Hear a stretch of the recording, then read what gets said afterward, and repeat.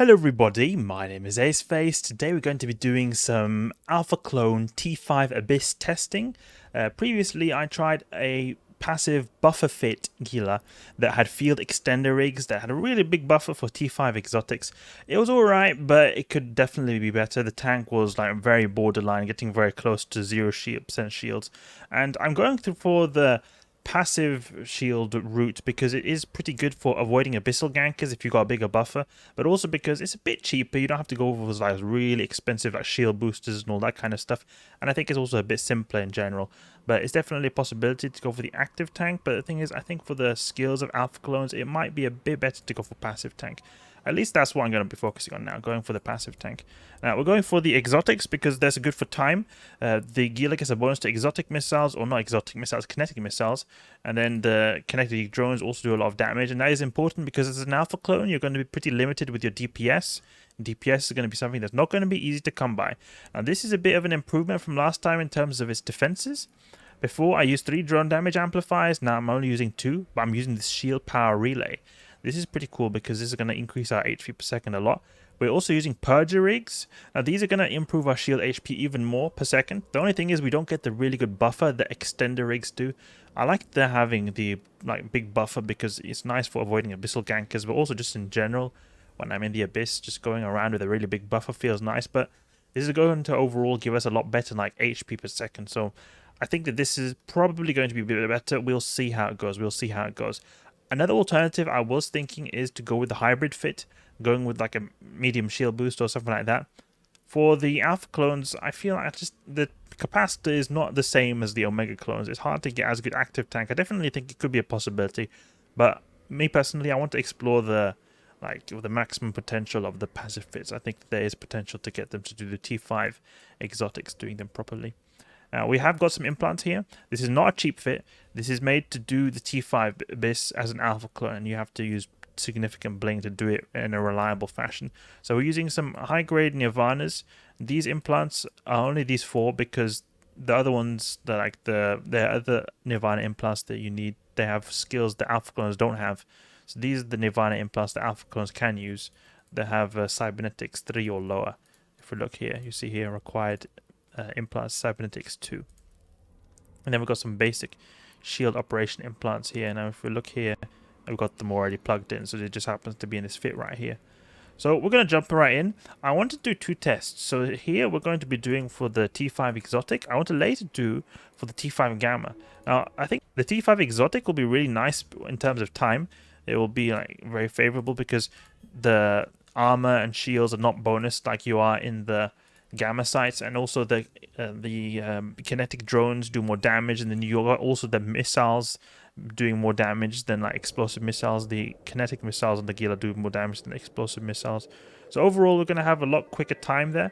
The thing is though, we don't get as good defenses compared to the gammas. The gammas, you get that really good HP per second bonus because of your shields buff is increased. But we're going to try it first with the exotics. This is going to be more like a speed version, but we'll be a little bit less tanky. So we'll see how it goes. And then the next time when we try on the gamma, it'll probably not be as much stress for going with the our defenses, but it will be more stress with completing the site in a reasonable amount of time.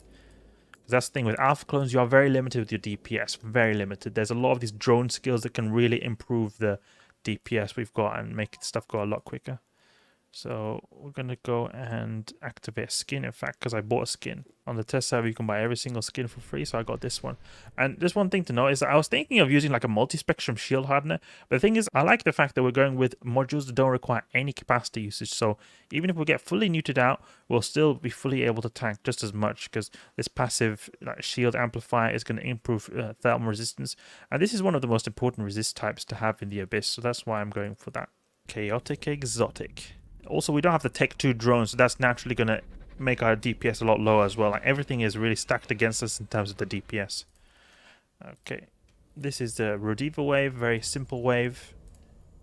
Deploy drones, go for the Rodiva straight away, and the Snarecasters as well. We also have the really crappy drone control ranges as an alpha clone. You are a omega clone, fully skilled, with a drone link augmented like we've got right now. We'll have 80 kilometer drone control range. We only have like 66, yeah, 66. I thought we would have had a less drone control range, but we actually have 66 kilometer drone control range. My guy right here, Agributo, he's got pretty decent alpha clone skills. It's not like, oh, he's got like entry level alpha clone skills. He's got like top of the tier alpha clone skills. So don't think that, oh, okay, I'm going to use an alpha clone, try this build that Aceface is using, and it's going to be alright, it's going to be really easy. No, this is like the best alpha clone skills you can get. I'm really trying to maximize what is the potential to do as like a free player. Time seems to be pretty decent, but the thing is, these waves, that the Rodiva waves, they're not at all a good representation of time because they just naturally go down very quickly. Go to this buy adaptive over here. Grab this. This would have been actually a decent amount of ISK because this chaotic electrical is worth like 20 something million plus. But we can't see this because in the test server everything's marked to like 100 ISK, or most things at least. So you can see here, like our shields are going down. It's not a good sign actually because this wave is not like pretty DPS heavy. So we're getting like below half shields. It's not actually a nice thing to see. Especially considering there's only just a few rogue drones on grid. It would have been nice to like get more HP. So something I think I should do is like go first for this T5 exotic, then let's try the T5 gamma. After T5 gamma we try a hybrid fit, because I think really a hybrid fit will be very good, very favorable in the T5 abyss, because we will be able to have some decent amount of HP per second, and we'll also be able to have like some form of buffer as well at the same time. We might be able to even bling it a bit more as well. It will be an expensive fit, but as I said before, I want to find the upper limit of alpha clones, what it can be like, what is possible for the free players to do. If it really is someone who was very determined on doing the T5 abyss as a free player, what can we do? Oh, I forgot my drones there. Uh-oh. Shows how careless I am. I can tell my shields are regenerating pretty fast right here, because before when I had extenders on, it would take me a really long time to notice them regenerating up here.